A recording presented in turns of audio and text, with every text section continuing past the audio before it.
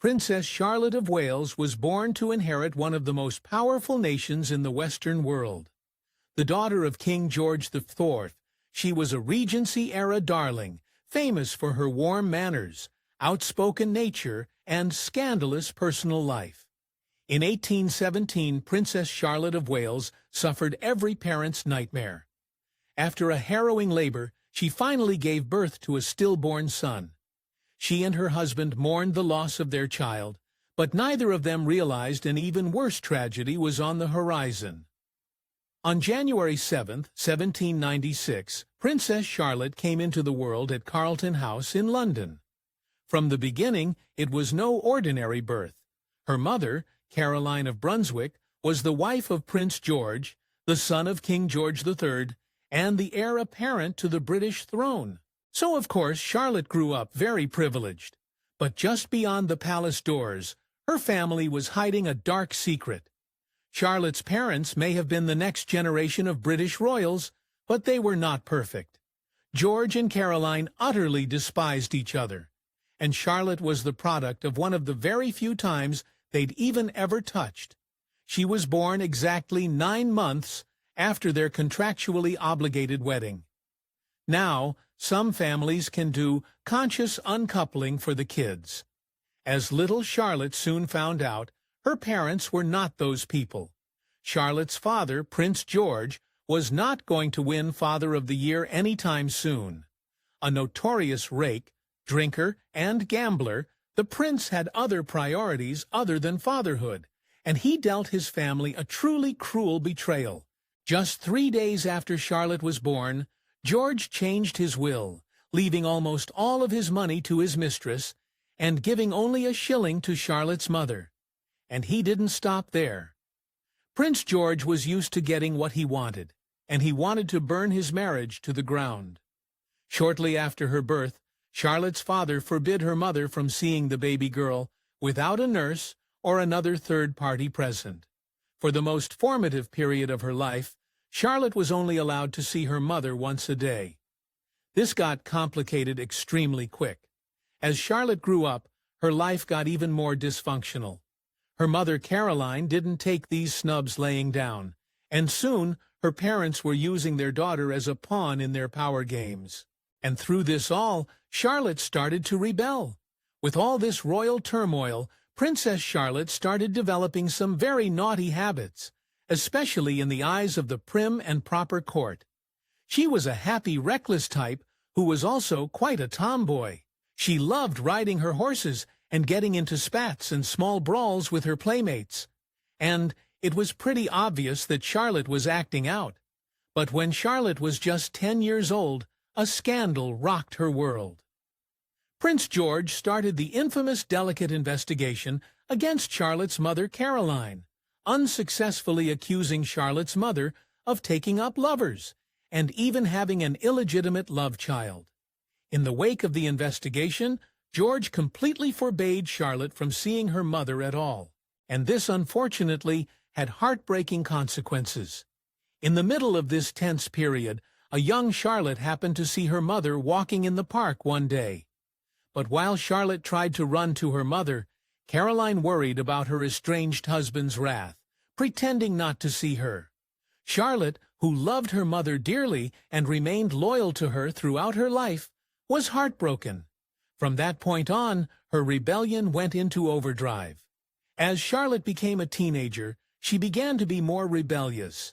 Her actions often left the court shocked.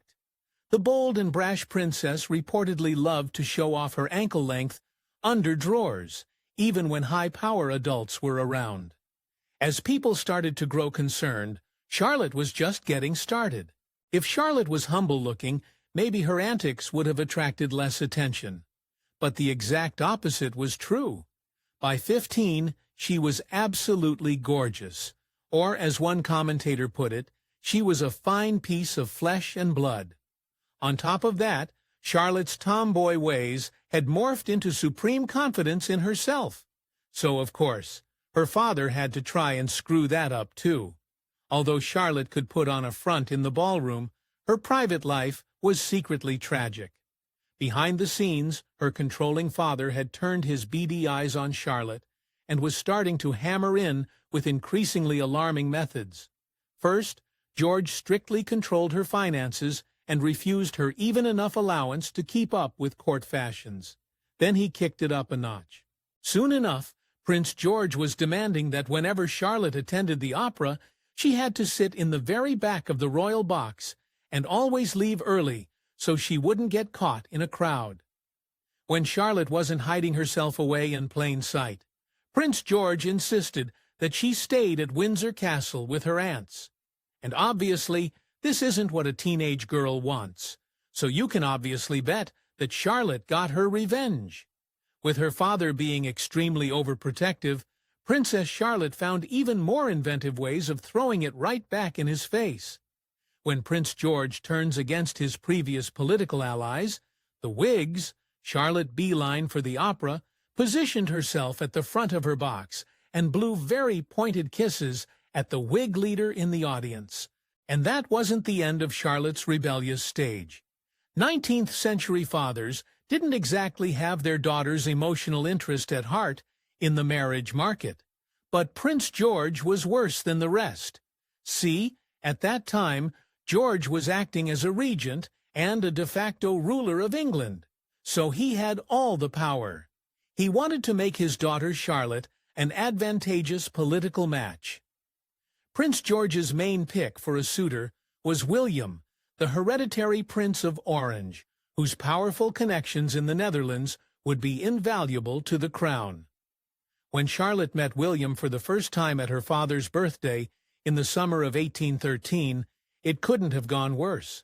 There are bad first impressions, and then there was Charlotte's introduction to Prince William. Although Charlotte's father had every intention of it going extremely well, William messed it up completely, becoming so intoxicated, along with the rest of the men at the party, that even Charlotte was grossed out.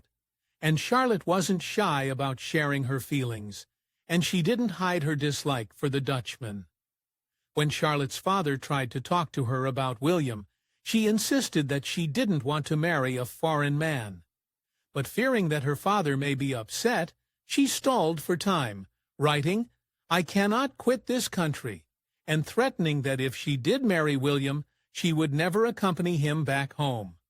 Unfortunately, like most meddling parents, Prince George couldn't quit. On December 12, 1813, he arranged for another meeting between Charlotte and the Prince of Orange at a dinner party, hoping the second time would be the charm. As soon as the party finished, George asked Charlotte if she'd reconsider her position. Charlotte responded very blandly, saying that it wasn't so bad. And Prince George took these words as complete acceptance. He called in the Prince of Orange then and there and told him the good news, not seeing that Charlotte wasn't very happy about it. Although she was now trapped in the completely ill-advised engagement, Charlotte went one step further and actually signed a marriage contract to the Prince of Orange, making it that much more of a reality. Even as the ink was still drying on her contract to the Prince of Orange, Prince S., Charlotte was hiding a double life. In the following months, the flirtatious girl had developed a massive crush on a Prussian prince. She also happily invited gentlemen up to her room for private discussions. Then, like clockwork, her future marriage crashed and burned. With her wedding day fast approaching, Charlotte made a fateful demand to the Prince of Orange. In addition to staying in England, she also insisted that her future husband let her mother Caroline be welcome in their home. But since Charlotte's father still absolutely despised her mother, there was no way the throne would allow it, and her suitor was forced to deny her wishes. No one had ever called Princess Charlotte indecisive, so when the Prince of Orange declined one of her only requests as his future wife, she had no problem kicking him to the curb, breaking off the marriage contract and the royal engagement. When Prince George heard about his daughter's defiance, his reply was so disturbing it's impossible to forget. He all but put her under house arrest, demanding that she keep only to her residence until he could convey her to the Windsor Castle. The minute that Charlotte's adviser told her of her father's commands, she wanted no part of it, and literally ran out into the street to escape her fate. With the help of a bystander, the princess then stuffed herself in a cab and went straight into the arms of her mother, Caroline of Brunswick. The scene of Caroline of Brunswick's house after the princess escaped was like something out of a spy movie. With no real options opened her, Princess Charlotte eventually had to do what her powerful father wished, and she submitted to her virtual house arrest. Even so, the damage was more than she could fathom. Not only was the entire country gossiping about the runaway princess, her father, Prince George, was dead to her, and she wanted revenge. Although most of the nation was on Charlotte's side when it came to her jaunty, defiant adventure, her father only put his foot down harder. He had attendants watch her at every moment of the day, and when one of Charlotte's uncles tried to plead her case and allow her to move more freely, George cut the man out of their lives entirely. Throughout this whole time, Charlotte had been keeping a man in her back pocket, the unassuming, sensible Prince Leopold of Saxe-Coburg-Saalfeld, who was also a prince that had spent time in her room after some of those parties. Evidently, Leopold had made an impression on Charlotte. Her father still somehow hoped that she would marry Prince of Orange. So much so that Charlotte had to write, "No arguments, no threats shall ever bend me to marry this detest Dutchman." While Charlotte finally convinced her father to give up the Prince of Orange, the patriarch still wasn't sold on Leopold. After Prince George rejected his daughter Charlotte's first romantic request, the princess went to desperate measures. In January 1816, after nearly a year of finagling for Leopold, she traveled all the way to Brighton to plead with her father again. She begged him to allow her to marry her lover, as she promised. "No one will be more steady or consistent in this, their present and last engagement, than myself." With the assurance that Charlotte had no more broken marriage contracts in her future, Prince George finally crumbled. Finally, Prince said Charlotte could be happy. Charlotte married her prized prince on May 1816 in the crimson drawing-room of the Carlton House. While Leopold looked sharp in the uniform of a British general, Charlotte wore a lavish wedding gown worth thousands of British pounds. One day, while sitting at the opera, Charlotte began to feel violently ill. After the dust settled, the palace revealed that that night at the opera, Princess Charlotte had suffered an early-term miscarriage. Charlotte was barely a woman, and had already experienced one of the worst nightmares a mother could have. Still, the worst was yet to come. In April 1817, Charlotte was pregnant again, and this time the whole nation was sure only happy news was on the way. As Charlotte's belly grew bigger, strange concerns started to arise.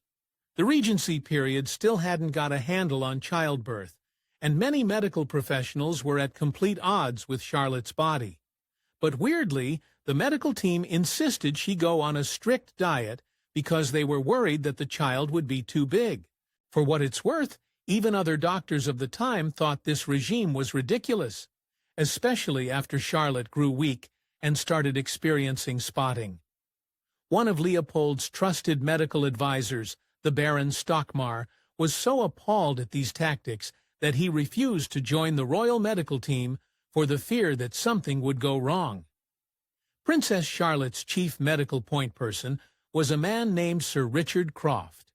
Though he did have experience with childbirth, Croft believed that Charlotte would go into labor on October 19th, and everyone in the palace fixed their eyes on this date.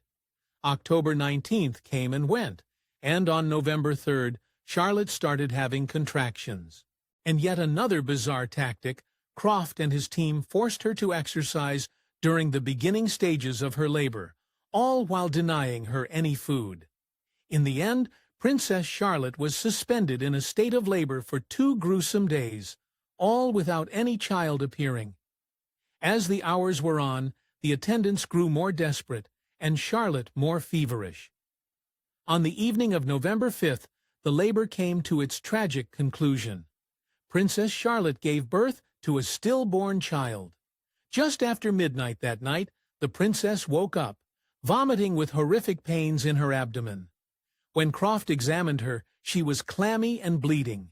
It looked grim, and it took an even darker turn. As soon as Croft realized the severity of the situation, he called for Prince Leopold. However, in an agonizing twist of fate, Leopold had taken a pill to help him fall asleep. So when Leopold couldn't wake, Charlotte had to go into the dark without her beloved husband beside her. After Prince Leopold failed to wake up, Charlotte said her last words, speaking, "They have made me tipsy." England's great hope was dead at the age of 21. The person most affected by Charlotte's death was the one who loved her most, her husband, Prince Leopold. When he finally did wake up, it was to an utter nightmare that he never quite found his way out of. When Prince George heard of his daughter's passing, he was so grief-stricken that he couldn't even attend her funeral. Charlotte's fate upset everyone, even her detested Dutchman, the Prince of Orange. He reportedly burst into tears when he heard the sad news. Though a personal tragedy, her death also changed the fate of the English crown. With the passing of the heir of England, the throne had to scramble to produce more children. Eventually, Charlotte's uncle had a child, who was future Queen Victoria, and she took up the mantle that Charlotte had lost. So, what do you guys think about Princess Charlotte and all her scandalous stories? Let us know in the comments below, and we can have a discussion. But remember to like, comment, and subscribe, and we'll see you in the next video. Thanks for watching.